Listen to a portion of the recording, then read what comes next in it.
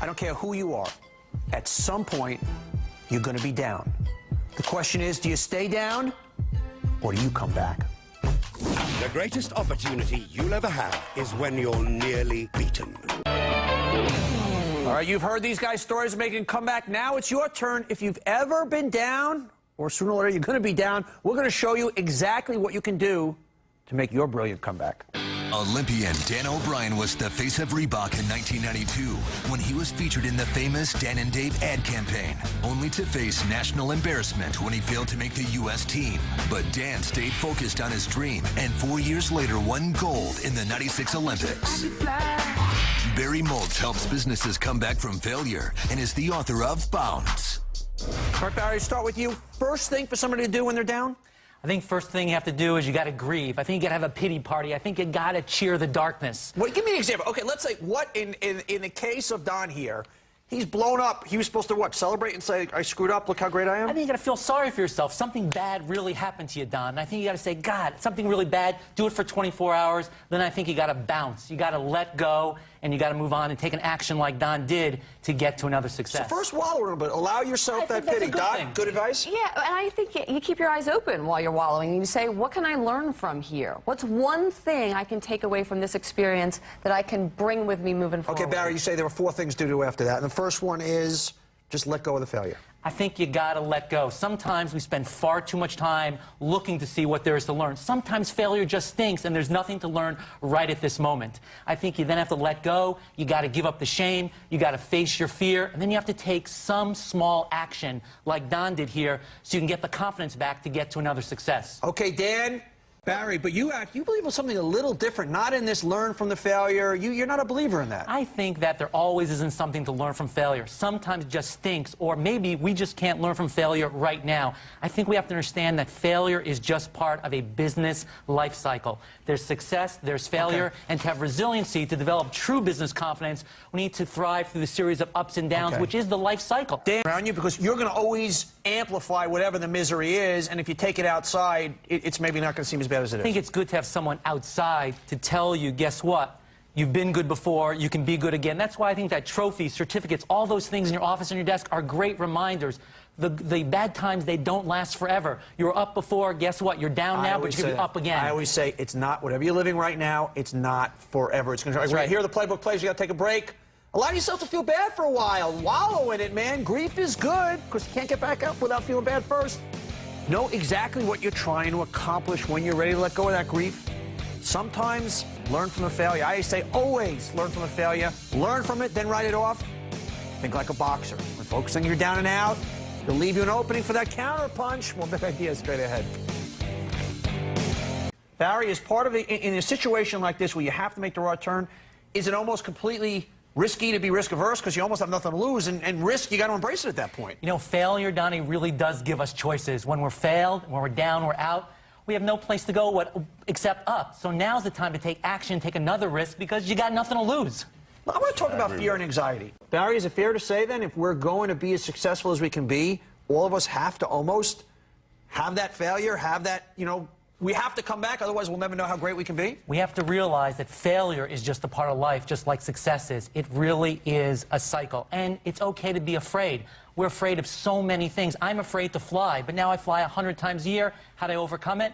I put a set of tunes on my iPod. It's called Turbulence Tune. Whenever that airplane starts shaking, I put in the Turbulence Tunes, and I get through it. You got to face your fear. I love it. All right, Cynthia, once again, congratulations, man. We need more Cynthias in the world, more now more than ever. Okay, here are the playbook plays. At the heart of every comeback, doing the right thing. Have the courage to make the right ethical decision. I always say the good guys win. Manage your darkest fear by doing something about it. Take some kind of action. Taking risks is a habit you can teach yourself by saying, what is one risk I can actually take on today? And also do best worst case scenario. It's neither one. It'll give you the courage to keep going. More big ideas straight ahead. And how can they teach you a new trick in the art of a comeback? You have to ask yourself, what got me here? You know, how did I get to this place? How can a plane that crashed 500 times be the master blueprint for innovation and the art of the comeback? Find out in our exclusive web extra at bigidea.cnbc.com. All right, Scott, people pay you hundreds of thousands of dollars for your advice on bringing brands back. What can I learn at home if I'm somebody who right now, my brand is broken, either I lost my job, my business is failing, my house is getting for whatever it is, that you teach the Volvos of the world when they get into troubles with the attorney generals because they were doing false advertising years ago, or Britney Spears, whose brand is blowing up? What can I learn from that? I think in both cases, you have to ask yourself, what got me here? You know, how did I get to this place? And big companies will spend a lot of money on research to get to that, but I think the individual can reach out to their friends, to some family, people they trust, open up, and frankly, look themselves in the mirror and say, what's going on? How did I get to this place? Barry, is that a useful exercise? I think it really is. I think you got to go out there, and I think that you have to really make it happen. You got to say, why did it happen to me? Why am I here? But then you got to move on. I think people spend far too much time being down. Karen was saying before, sometimes some people say, hey, it wasn't my fault. Other people say, God, I'm so self-absorbed in it. You got to get through it. I always say, Donnie, the worst they can do is eat you, and that's illegal. And you know something? You always get another chance the next day. Scott, give me some more of those. Parker from Illinois. I've tried so many different ways of marketing to my consumer, and nothing seemed to work. I feel like I keep hitting setback after setback. I'm ready for my comeback. What should I do? Try to take a small action where you think you can get an easy success. If you can get an easy success, that will breed more success and more confidence. Okay, one small action. Okay, John from Houston on the phone. I have a health insurance company. Our sales team's frustrated because they have not closed as many deals as they would like. What are some things we can do to really motivate and excite our team so they can overcome these setbacks? Hey, Grant, you're a guy in the locker room. It's all about motivation. How does he bring this into the business world? Wow, well, I think to be success, you got to have, as we all have said earlier, the right attitude. And I think attitude is a choice. So I think you can choose to try to have the right attitude by motivating, get everybody feeling the same way, getting their spirits up. And I think then they can probably get the right results.